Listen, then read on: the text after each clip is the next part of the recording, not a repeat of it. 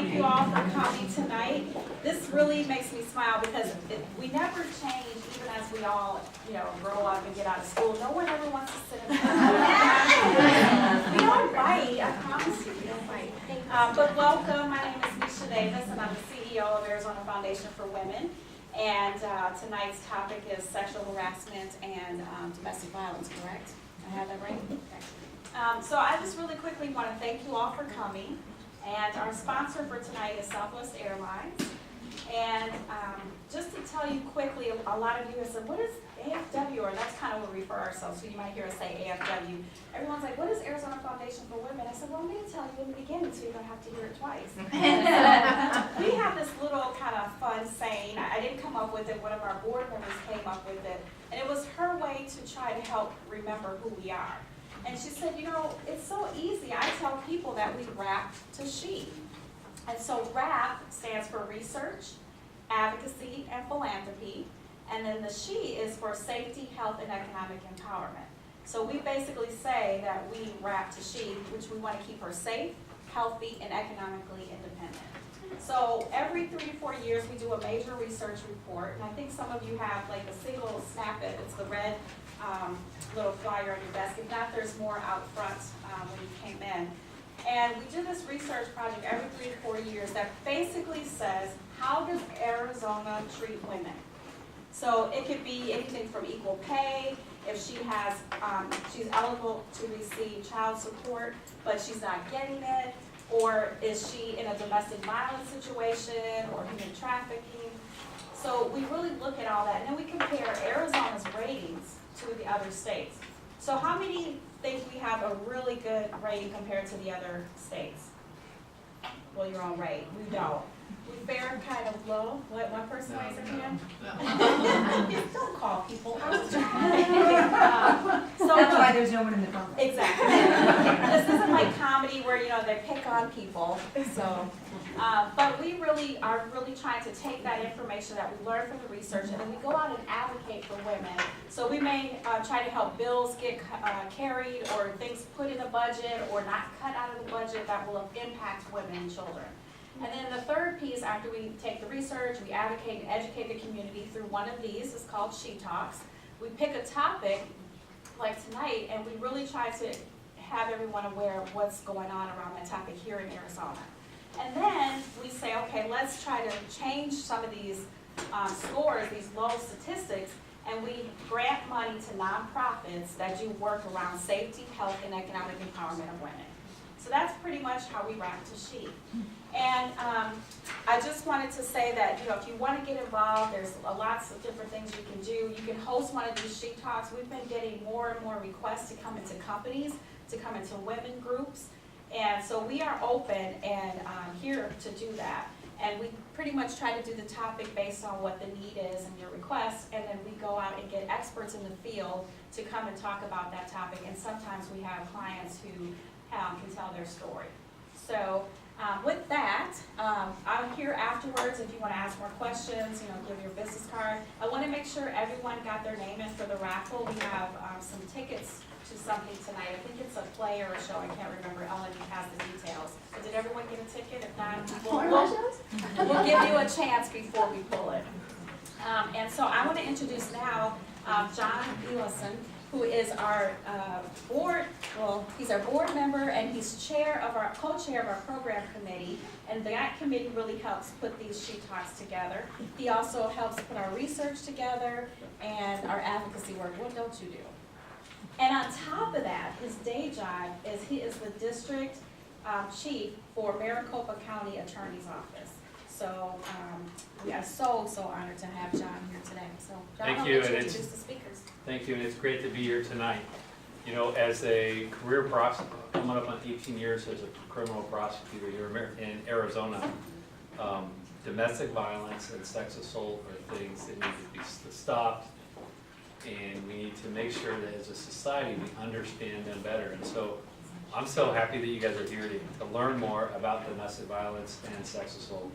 These are two tough topics, but I recognize some of you. I know that we have some experts also in the audience, but I want to introduce some people that over the years I've gotten to know who are change makers.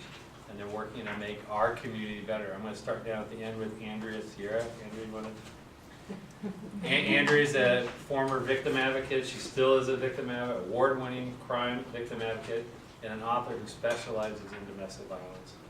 She specifically worked with the Mesa Police Department, but she's been on domestic violence fatality review teams, and is just very active in this community. And then Linda King is the CEO of Fix the Hurt.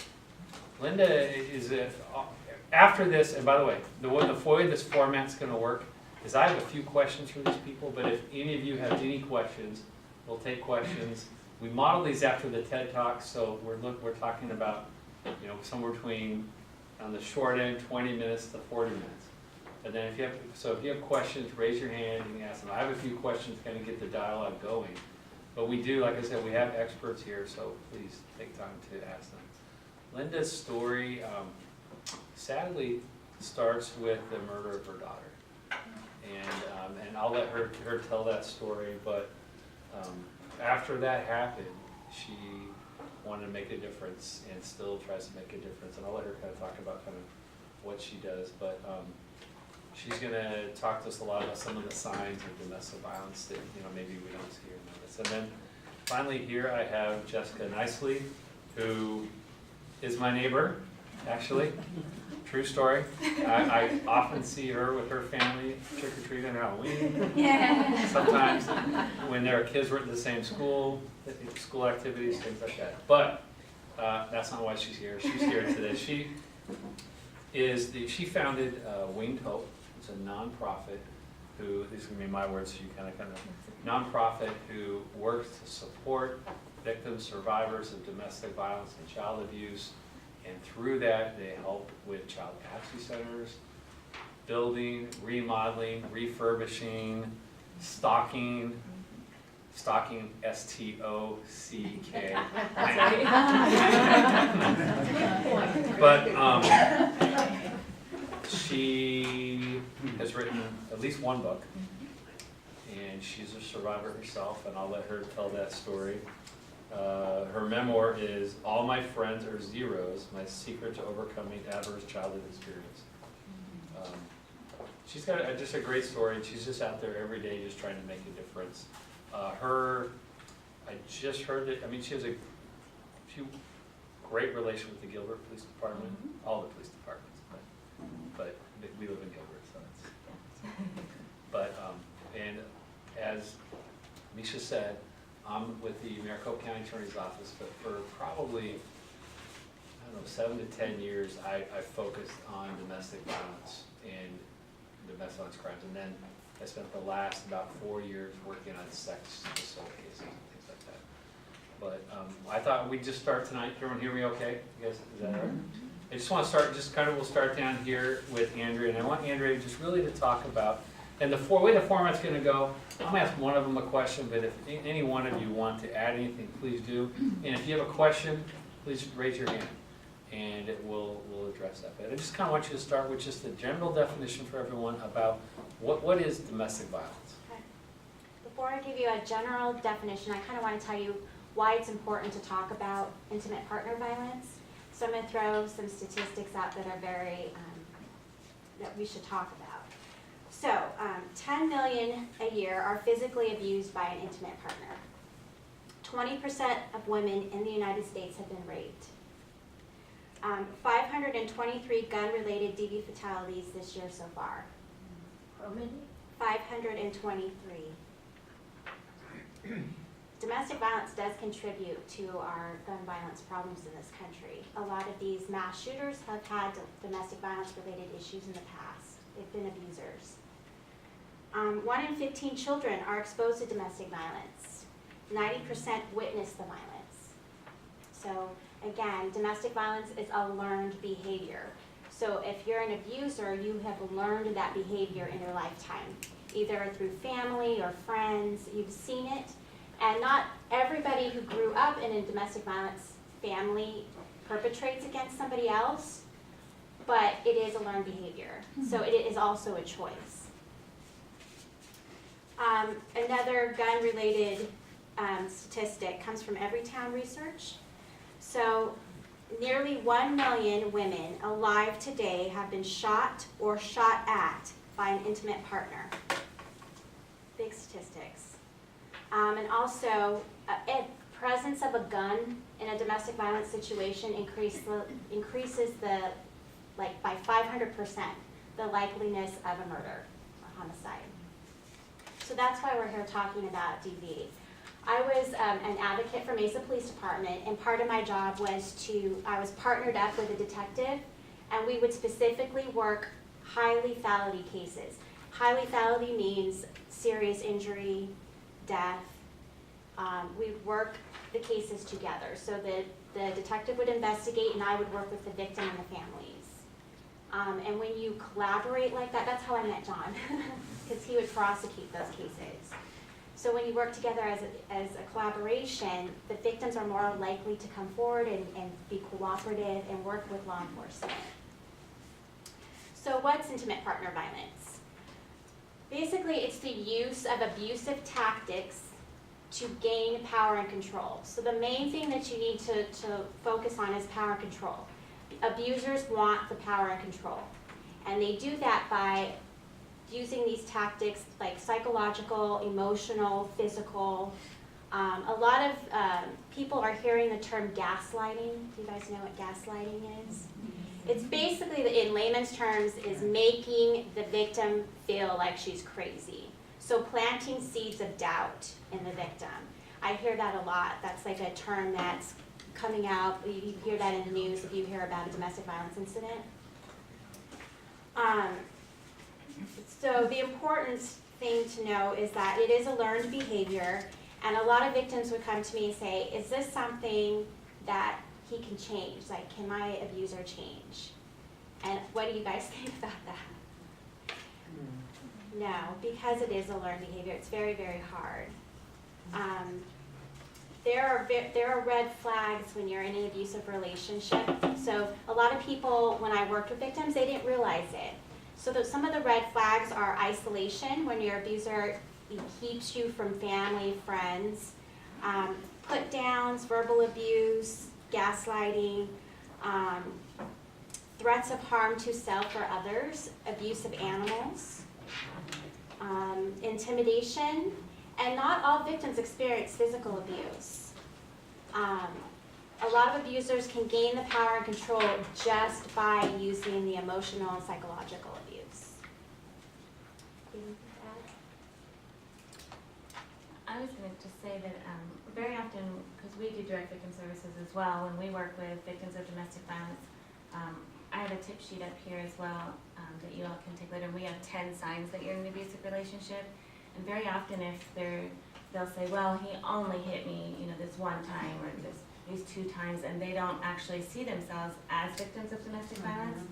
So we'll actually go through the list of the 10 signs, and I can't tell you how many times they've had, 8 or sometimes all 10 of those signs, and truly didn't know they were in an abusive relationship. Because again of that gaslighting and that constant thought of, well, it's not really that bad. And so I think it's important to understand that a lot of victims of domestic violence don't even know they're victims. So they need that first step to even get to the next step of actually helping them, is understanding that they're in that kind of relationship, which seems quite common sense if you're not living it, but so often they don't know. As advocates, we use a lot of tools to help them think about what's going on in their lives. For example, that there's a power and control wheel. And basically that shows the different tactics that abusers use. And a lot of times, like you said, victims don't realize it. And then once you show them, and they see, oh my gosh, he's doing that to me, he's, using the children, he's intimidating me, he backs me into corners, then they start thinking, wow, yeah, this isn't healthy, this isn't good. And also with law enforcement, we used to use a tool called a lethality assessment. And we used to sit down with the victim. There's like 10 questions, they vary, and there's 10 questions that they would answer, and it's yes or no. And most of the time they would light it up, yes. And then they would realize, oh my gosh, I am in a dangerous situation. Linda, do you have anything you want to say? The statistics that she put out there it's startling. And as a parent of a young woman who was a victim of domestic violence off and on for 9 years, I didn't realize what was happening to her, and she did not realize what was happening to her. And it wasn't until we began to put pieces together that we realized that this is really serious. She is in danger, and we didn't know how to approach her. And that's one of the things that we try to do through my organization, is to help people understand what they can do that's helpful and what they might do that's harmful. We do a lot of training with the military because up until about the last year or so, it was required for the military to have annual domestic violence training, and because there's so many trainings that are out there for them now, they have an option either to take that or something else. And in the military and in law enforcement, the statistic goes from 33% to 40% are victims of domestic violence because of the power and control attitude, because they're accustomed to people doing what they tell them to do. They're accustomed to having that kind of influence on someone, and so when they come home, that mindset stays, especially with the military. If they've been shipped out and they come back and they've been gone for 18 months maybe, and things have changed at home, and so they can't handle the changes that have been made, and the wife doesn't understand, and so she doesn't really realize in many cases that she is being victimized by him. But with Lisa, we would spend most of our time telling her what a terrible person that her abuser was. And the more we talked about how awful he was and what a jerk he was, the more she defended him. So that was one of the most important things that I learned, is you make it about her. You're a good person. You deserve to be happy. Here are the things that you should look forward to in your life, and how is the path that you're on now going to help you achieve those goals. And we told her she was too good to stay. What is the matter with you? Don't you understand what's happening to you? Are you stupid? Well, he was telling her she was stupid, and we were telling her she was stupid, and so in her brain, all she heard was, I'm not capable of making decisions. So she took what to her was the path of least resistance. With Lisa, it was off and on for 9 years before she lost her life. She divorced him at 3.5 years before her death, and he came from Florida to Texas to try to get her to come back. She let him in, and 6 weeks later he beat her to death. And so as we looked back on Lisa's story and what had happened to her and what we had learned, then we knew that we had to get out there and do something. We knew we had to take a stand. And so we began to look at what was there and how we felt like we could make a difference. My husband writes books, and so he said, let's write a book. I was being asked to give presentations in different groups, and so a book turned into a play, a musical. And then it turned into a second play, a musical. And now it's turned into 2 additional book plays. And we're in the process of writing another one. So we have used the performing arts as a method to teach a lesson that's very hard and to help people understand the things that maybe they had not thought about. We have one song called It's Not My Fault, and he talks about all the things that are going on in his life and how she needs to have sympathy and empathy for him, because these things and the way he's acting, the way he's treating her, it's really not his fault. We have one song called Why Can't He Just Die? And I remember telling Lisa, you're either going to kill him or he's going to kill you. And so we touch on many of the things that are the red flags that she talked about: the control, the isolation from family and friends. Drug use became a big problem with Lisa.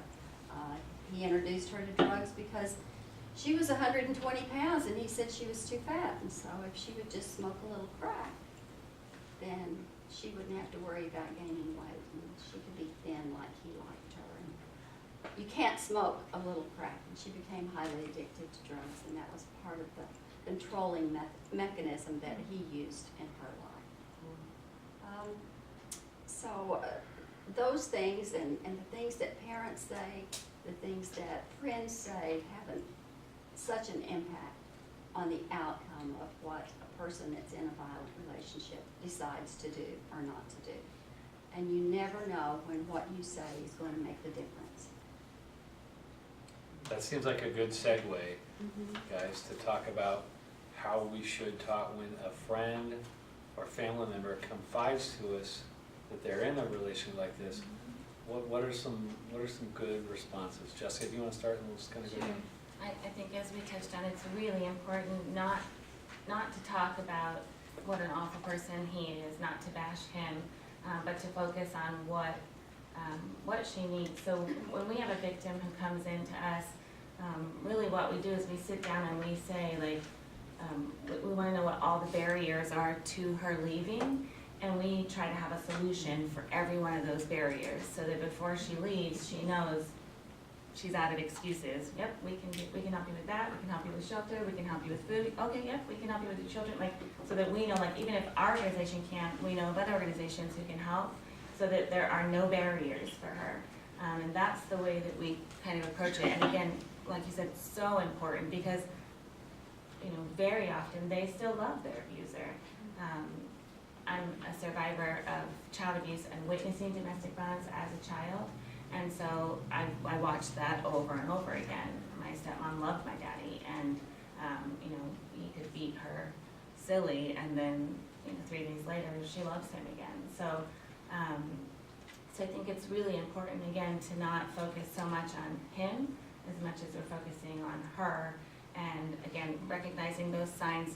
Number one, just letting her understand she's even in an abusive relationship, and then again, trying to understand what those barriers are to her leaving, and help her understand that you're there or someone else is there to help her get past those barriers. And so listening is Yeah. probably the most important thing that you can do. Yeah. We have a song called Listen, Listen, and it's listen, listen before anything you say. And so you need to listen, and you need to believe her, and you need to not judge her. If she goes back again, don't judge her for that. She will come to you and talk to you more and confide in you more if you are a safe place to go. I think that's critical too, to understand that it takes, the stats are different, but on average about 6 tries before someone will actually successfully leave. So very often, you know, we help someone, and there's been a couple occasions where they kind of disappear, and we know that means they likely went back, but we're very clear to say, like, we're here, here's what we think should happen, and what we want for your safety and your well-being, and your children's safety and well-being, but if you go back, we're still here. And so that's important to understand, that it takes a long time. I think sometimes educating their loved ones is important too. We give books sometimes to the victim's sister. We've done that a lot. It's often the sister who doesn't get it and is mad and is angry that she's staying, and so we a lot of times will give books to them and talk to them and have meetings with them so that they can understand why she's staying and the best way to help her. But understanding that it takes a long time before they'll leave for good. We had a situation in at one of the bases that we were at, and a woman came up to me afterwards. She was talking about her daughter. The husband had moved the daughter and the children up to Idaho or somewhere where his parents lived, and she knew what was going on, and she was so frightened for her. And so I said, okay, so when you call her, what do you talk to her about? Well, I try to get her to come home. I said, no, you got to stop that. You call her and you say, what's going on with the kids? What did you do today? What's the weather like up there?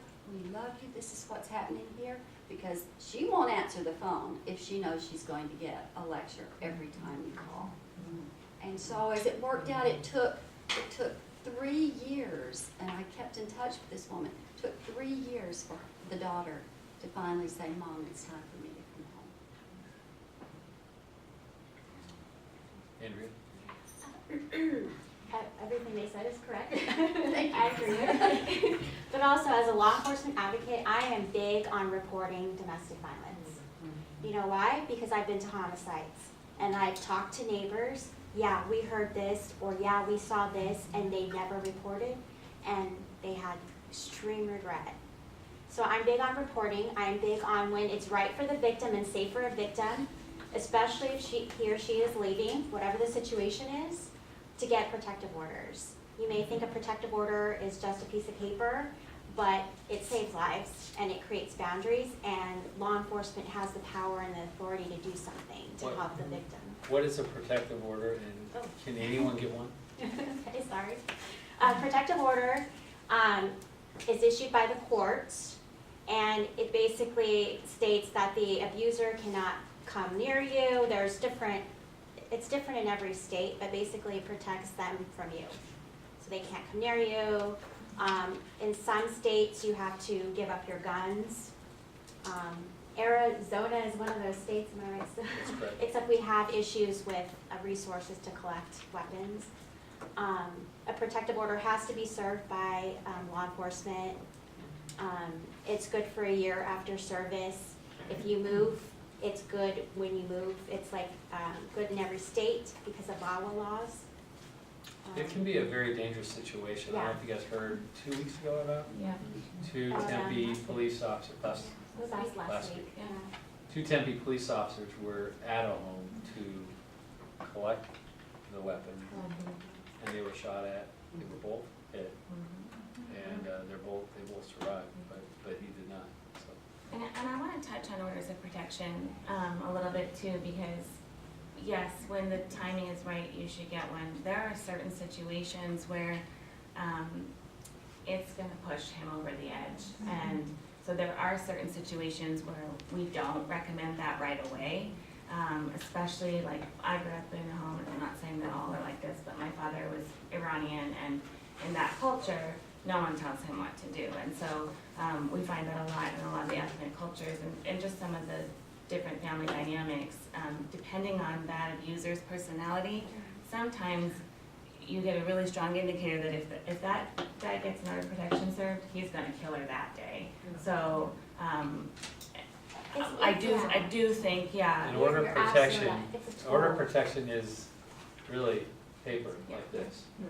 And what it does when you call 911, the police can act on something that otherwise, I mean, anybody can walk on the sidewalk in front of your house, Right. but It's a with tool for one law of these, enforcement. yeah, so it's a tool for them, but it can, if, when someone gets an order, it can enrage. And escalate things, yeah. We had a question. I have a question. How, it's kind of dual, but how easy is it for a victim to get one of these order of protections? And where do they go, or who do they call to get this? And you say it follows them, like if they're here in Arizona and they move to Connecticut, say. It will follow them for 1 year, is that correct? So all of this is encompassed into one Right. question. So it's for Andrea, you anyone. wanna And you start? gotta repeat the question. Oh, Don't my forget. goodness. Repeat So, the question. no, there's a legal aspect to it, I'll answer this. So orders of protection, one of the few, they are respected, like you got an order of protection on the Navajo reservation, then the police will enforce it here. If you got it in California and you're here, they will enforce it here. If you got it in Alaska, We can't hear you. if you got it in Alaska, so they are, they're supposed to be kind of full faith and credit for all these, whether you got it at a reservation, a Mesa City Court, or Superior Court downtown. They're supposed to enforce these. Now, How do you go about getting that? yeah, so that's, Okay. I'll let you- Okay, if a victim, I recommend that if somebody needs a protective order, that they talk to a qualified trained victim advocate, so that we can assess their safety and do a lethality assessment to make sure that we're not, putting them in danger like, sometimes. So where do they Private. find this? So police departments, local police departments have victim advocates, courts have victim advocates. You can get a protective order at any court. And is it easy? Yes, Pretty easy. it's an easy process, it's a long process. Kind of walk through it. Walk through Okay, what happened. okay, so if you go into any of our courts, you go to the clerk, they give you the paperwork, and it says, orders of protection, and it asks you questions, and you, fill out the most recent episode of domestic violence. Okay. So you have to be descriptive about what happens, your safety issues, danger, if there's children, and that can get tricky, you may wanna like clarify about children. Who you wanna protect, what house you wanna protect, if you wanna protect your work environment. You put all this information on this protective order, and then you go before a judge, and you tell the judge your story. And judges will always err on the side of caution and grant an order of protection, and you have to have a hearing. The abuser has to be informed, and he has to be served with the order of protection for it to be valid. So is this a one-day thing, or is it? Yes, it's a 25 one-day weeks, process. Or what? It's a one-day process to get the order of protection. Okay. So it's one day to get it, but then there is whoever is getting served the order has to have an opportunity to come in and say, Right. this didn't happen, or whatever.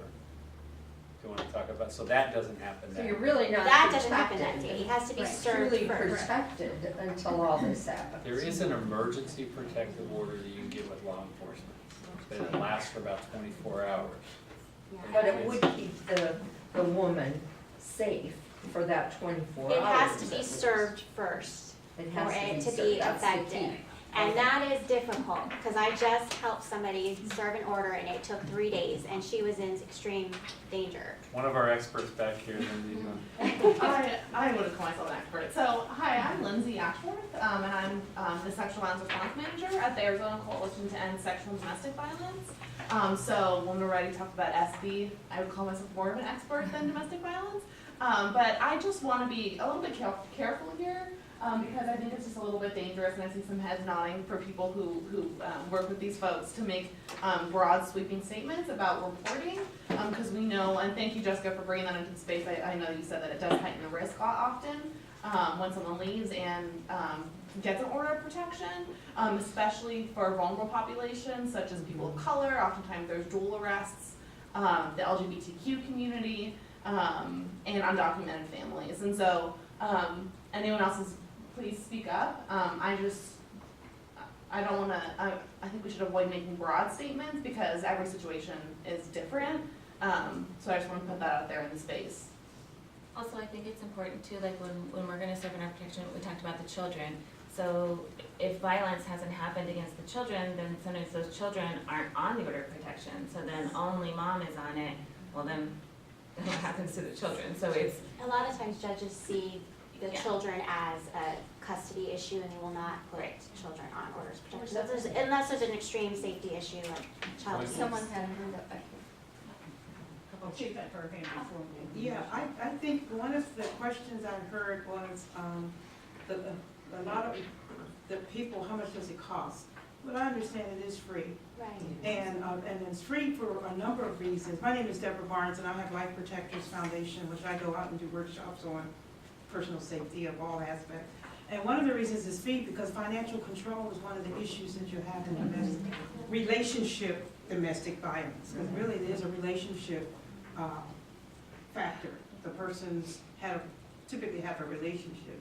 And the other question I think that we talked about is, there are emergency, and then I don't want to call it permanent, because permanent is a time period, but it's emergency protection because it's imminent danger, and then that's just like quick, okay?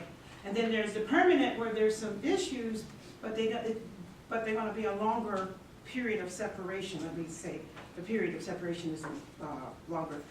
Can you enlighten that for me? It's Because I understand in different. this state, In There's in two. Arizona, it's 2 it's a year, it's good for a year after service. after the emergency. Yeah, Well, not everybody gets an emergency Very, protection. very rare. Very, very rare. I've been with law enforcement 15 years and I've seen it twice. okay. Very, very rare. But I know there are 2 that exist, but people go to up to a year, and Yes, basically, yes.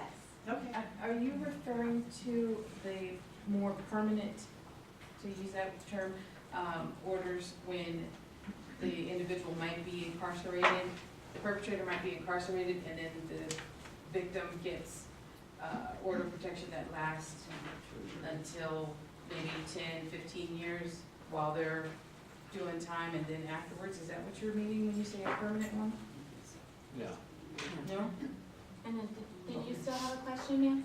Yeah, my question is, not about the orders and all this, but you know, we have this I am woman, hear me roar on one side. And then on the other side, it seems to me that what are we doing in the school system to bring about some self-esteem for these women? Because all I'm seeing in school, and thank God I do not have a kid in school anymore, is drag queen story hour and how to be LGBTQ and transgenderism. What are we doing about building up the self-esteem of children at an early age? Because I was abused when my daughter was 6 weeks old. My boyfriend at the time, her father came home, I don't know what was wrong with him, she was crying, he punched me, the next thing I knew, I woke up, he was gone. I took my baby and left, and the next time you saw me was with a moving truck and all my relatives, okay? Because So, I'm not gonna let somebody hit me again. so I can. Because I had self-esteem, and I had a job, and I didn't have to take that. We are not building up the self-esteem of our children, whether it's a boy or a girl. And I'm gonna be 66 years old.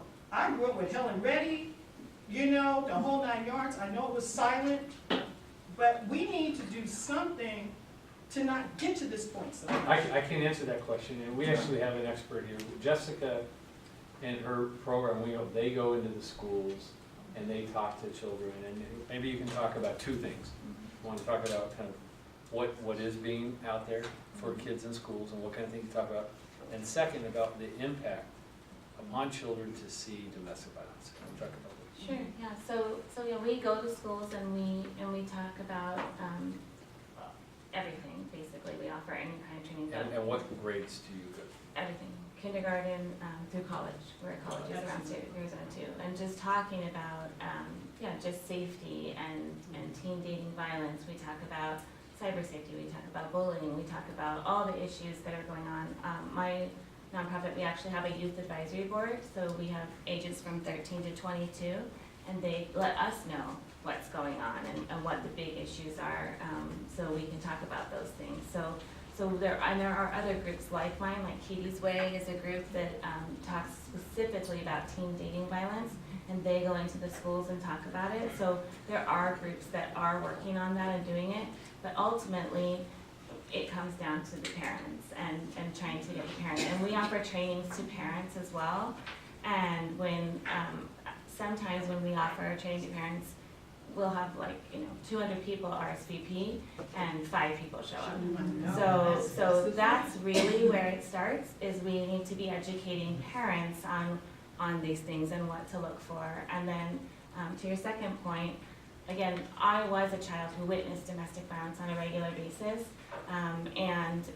All the studies and stats show that witnessing domestic violence is the single best predictor of juvenile delinquency and adult criminality, more so than being hit yourself. And so understanding that impact is so important. And I think a lot of times, like you said, we don't have people reporting it as often.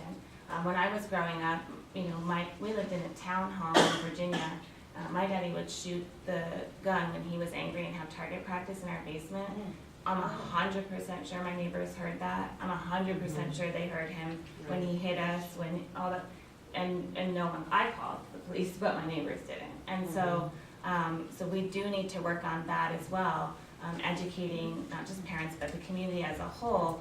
It is our business, even if it's not our family, because again, those children that are witnessing that, it's life-changing for them, and there is a greater chance that they're going to have behaviors as they grow into adulthood. So, is there a way that, I don't know how often you go into the schools, but sometimes you have to just keep, just like you're saying, you got to keep, it takes 3 years for somebody to get it.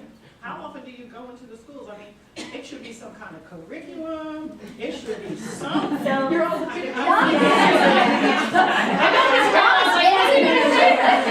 Well, Case in Ohio, Yeah, I mean, Don Bartos, executive director of an organization called Bloom 365. We've been going into schools across Maricopa County, now across the country, with a 7-lesson health education curriculum. That's core standards aligned, research-based, all that. We take over health education classes for 7 days. We are in 20 schools right now in Arizona. We're scaling to schools across the state. But what we do is more than help kids understand what those red flags are, what the signs are, what domestic violence, sexual violence, dating violence, gender-based violence looks like. We get to the root causes of violence. So what you're saying is about, what are we doing to improve kids' self-esteem? Well, insecurity and anxiety and depression is one root, but there's a whole collection of other root causes: witnessing abuse at home, gender norms, rigid gender norms. I mean, 12 people were just blown away at a bar, and we're not talking about who these mass shooters are. They're all men. So we have to, not all men are abusive, but those that are causing the most lethal harm are males. So we talk about, what does gender have to do with this? Subsets of oppression, and we go deep but in teen terms, and then what we do is wrap it all up and help them understand, how do you resolve a conflict? How do you communicate your feelings without aggression and violence? How do you change the world around you?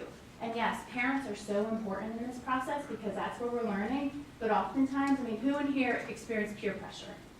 And who in here maybe had a parent that said, don't do that, but you're with your friends, you're like, but I gotta do that, because I won't have friends anymore.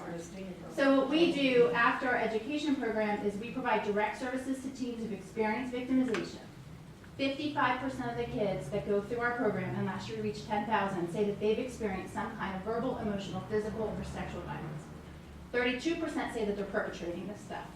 So we're working on finding money to find those early interventions for these kids that say, I'm doing this, but where do I go? You've got services for victims, but what about me? And then the other part of that, to change that culture peer-to-peer, is this year we trained 179 teens as peer advocates to then take our curriculum into their schools, into Boys and Girls Clubs, YMCAs, YWCAs, wherever they are, to implement peer-to-peer so that they can change the culture. And so how you get that in schools, you just call us. Well, one thing that I've been watching some different true stories, and a lot of times the wife leaves because the kid tells her, Mom, you shouldn't be taking this. Mom, what are you doing? We gotta leave. And eventually, a lot of the movies that I watch, the children, usually it's a daughter, who says, like a teen daughter or something, says, Mom, we gotta go. You know, the mom is like, oh, no, we need to stay because, you know, I love you, Dad, or, but Mom, this isn't love. What, are we doing anything to help the kids So to let's- communicate to the parents that this is unacceptable behavior because they're not getting the training? So we're gonna move to a different topic. I want to hear from Linda, if you can talk about, related to what you're talking about, but when we are in a workplace, school, wherever, and there are signs of domestic violence, what are those signs, and how can we recognize them before we even know for sure this is going on? We talked about, you know, for sure people know, but what are some of the signs that you might see in the workplace? My daughter experienced this actually, and I didn't put a name to it because Sam was keeping her car. She was the one that had the car. She went to work. She managed a upscale restaurant, and he would sit out in the parking lot when it was time for her to leave, and he would sit out there and honk the horn. And if she didn't respond, then he would go in and he would pinch her on the back of the arm, repeatedly pinch her in places where he thought nobody would be able to see that. In one instance, he told her, okay, when you get to work, you take some beer and some wine and set it out by the dumpster, and I'll come by in a few minutes and pick it up. And she was afraid that she would get fired. And he said, you know, those dummies won't even notice, just do it.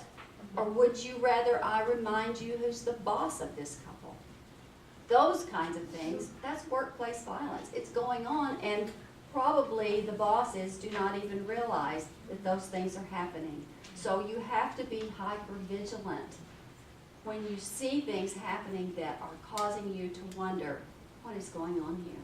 If she gets text and calls 10 or 12 times a day, if she constantly has to have that cell phone with her so that she can answer when somebody messages her, if she receives flowers, which seems to be a really nice thing, but if it happens often, then you need to kind of wonder and talk to her about those things and see if maybe there's some underlying factor behind what he's trying to show her, how he's trying to show her his love. Workplaces are becoming more and more aware, and so in many large companies, they will take into account, okay, you're afraid to go out to your car, so we'll have someone to walk you out to your car. If somebody that's a victim goes up to a boss and says, you know, this is going on at home and I'm just really scared, then they can get some extra attention. But let me tell you what happened about 8 years ago. There was a CEO at one of Banner Hospital, and there was one in Phoenix. And so I had been doing some training with Maricopa Integrated Healthcare, going in and talking to some nurses. And so I called the CEO at Banner and I said, you know, this is what I do. I'd be willing to, won't charge you a penny if you would let me come in and do some training to your nurses, to those people that see these victims. And I said, and also you need to realize that probably a third, maybe a fifth of your employees are probably victims of domestic violence. And that affects your company in days off, your hospital costs, insurance claims, you know, not being able to focus on your job. And you know what he said to me? Yes, we understand that that's a problem. But you know, and it affects their productivity, but they also overspend too. And that affects their productivity here at work. And we just don't get involved in those issues. And that whole scenario is in one of my plays. So that I took great exception to the fact that he was being so arrogant about what was important in the workplace and what was not important. But hopefully, as these kinds of venues are presented, that it will be out there in the public more and more, and it will be talked about more. Anything else you guys want to say about recognizing signs of domestic violence, whether it's with friends or in the workplace? Can I address something she said a second ago? I know we're Now, going forward, I'm but, looking for a letter. but I just, it's so important to say out loud, that lady said, we need to teach our children how to tell their parents to leave.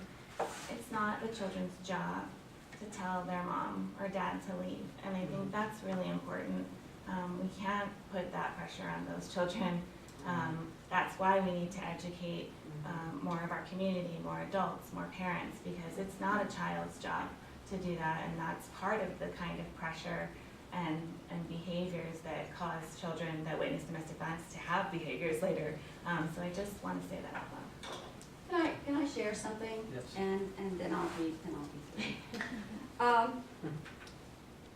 The man that killed Lisa was sentenced to 10 years in prison. He got out of prison after serving the full sentence. He went back to Florida, which is where he was from, and he started abusing again. He was arrested 6 more times.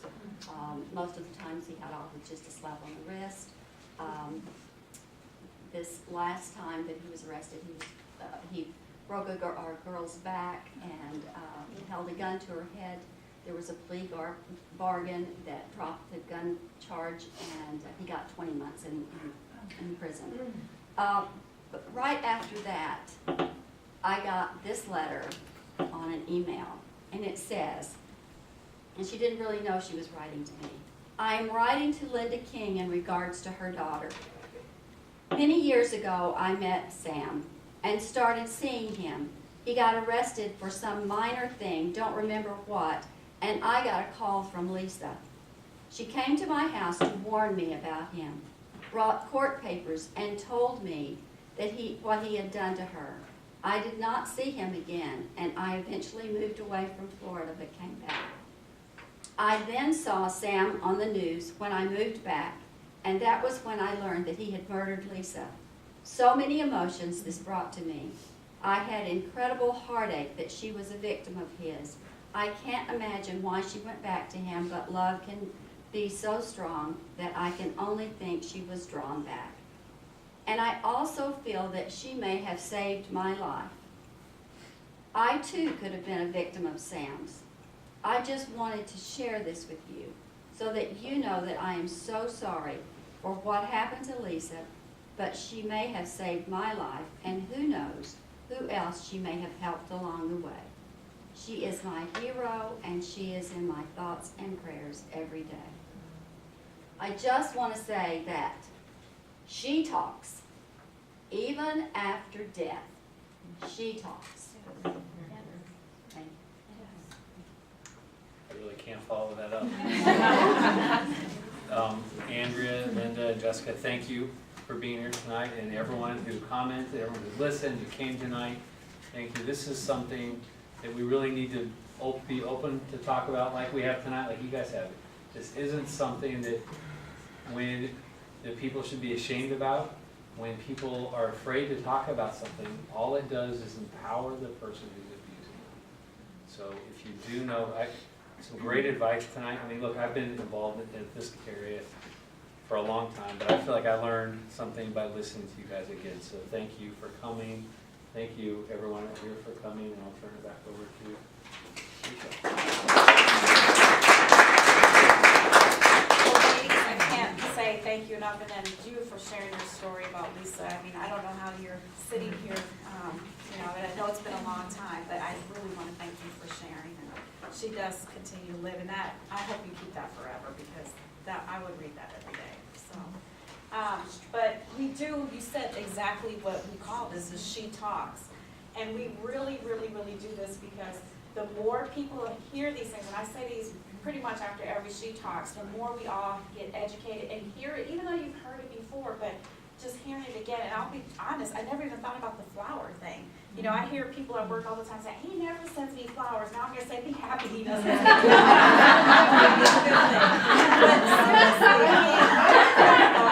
I mean, we're kind of brainwashed that way too, watching TV, and women are all, oh, he sent me flowers.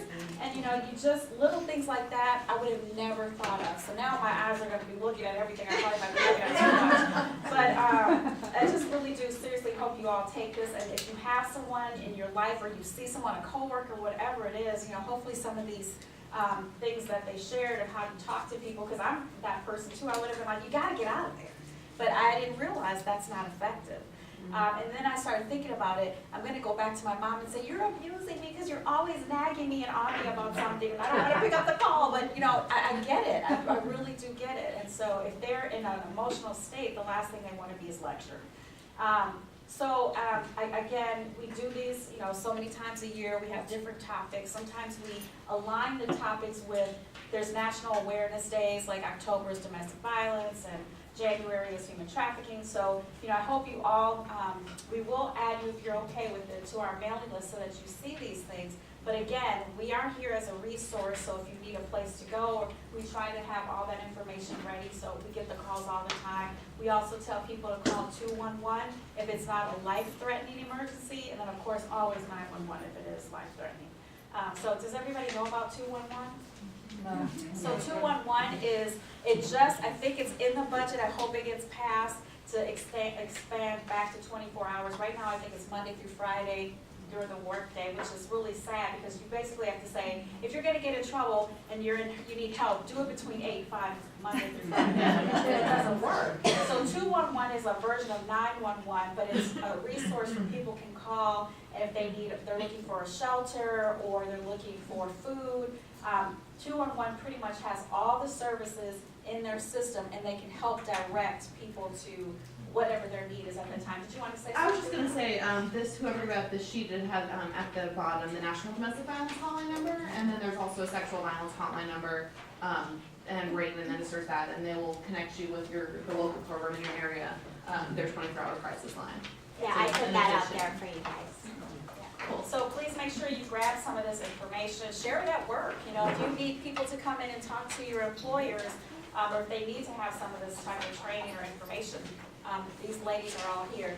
I'm going to bring Ellen up now. I want to make sure everyone received a raffle ticket. I think you said you didn't. No, I was saying, if it was to a play, we produce all these plays, and they could come to my play. Okay. Well, we need to know about those plays. So, Ellen, I don't know if you had a few other words that you wanted to say. Oh, and one other thing I do want to say is, you know, I wouldn't be doing what I'm supposed to do, or, you know, I'm here, I'm really passionate about trying to help women. I mean, I was appalled at the numbers from our research, and you know, I moved here happy to come to Arizona and from the Midwest, and I was really saddened when I learned that it's not the greatest place for women. So, you know, if you can or would like to, we do ask for support. So if you can make a donation tonight, we have donation envelopes that I can give to you. At any kind, any amount is really helpful.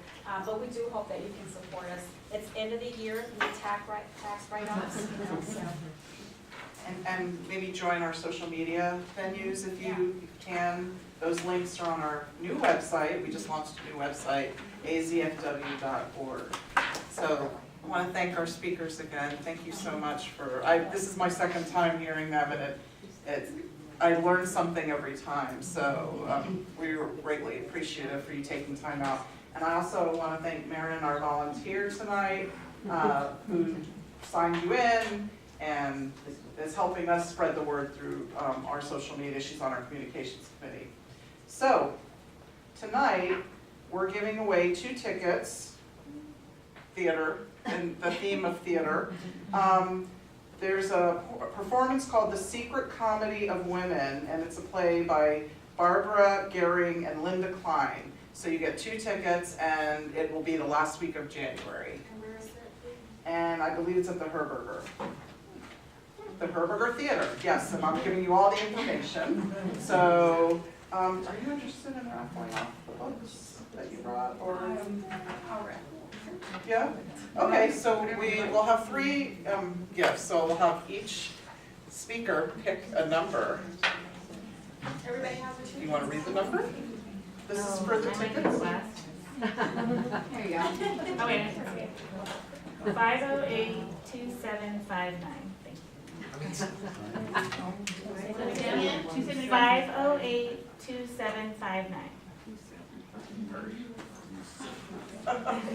We have a winner in the back? All right, Yay! come get it later. I'd like to give those tickets, if I can, back to She, and so that you guys can sell them or do whatever you need to do with them. We're just gonna raffle We're them gonna raffle off.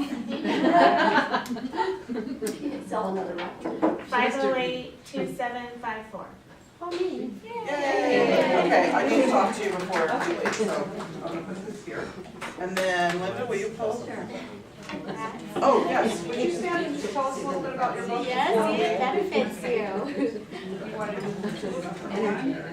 We'll do 2 if you'll give us 2. You might wanna turn this way so they can all hear you. Thank you. Thank you.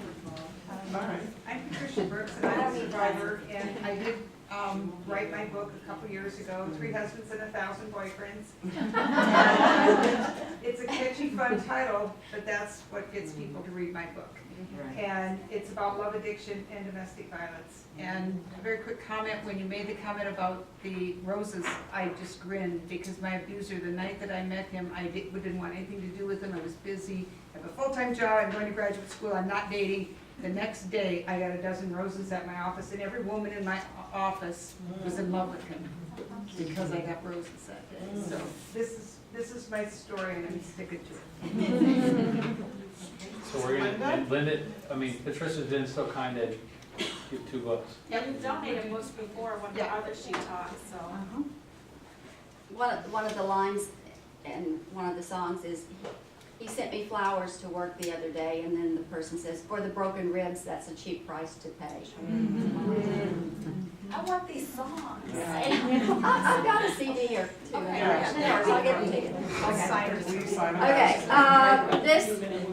this ticket number, I'm just gonna read the last 4, 2750. Oh, me. And I'd like to say, Anna's another one of our volunteers. She just recently joined us, and she serves on 2 of our committees, so. All right, and the last? 508-2740. That's me. I just said I was a dick. Better odds in the lottery. Let's see how many of my CDs you got. Oh, We're gonna raffle one more, her CD, so. John, do you want to? let's mix it up a little. So this is, which CD is it, Linda? This is the domestic violence musical. The Domestic Violence Musical. last four numbers are 2739.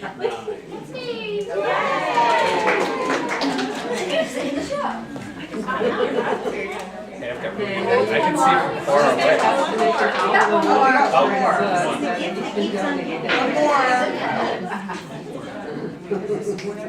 Move over, Hamilton, domestic violence. 2753. 2753? I love And it's probably yours. Oh, wait, Hold it further away. Thank you all so much for coming, we appreciate it. Feel free to mingle and network, there's still some more food, and, we will begin our salon events again in January. So happy holidays, and thank you.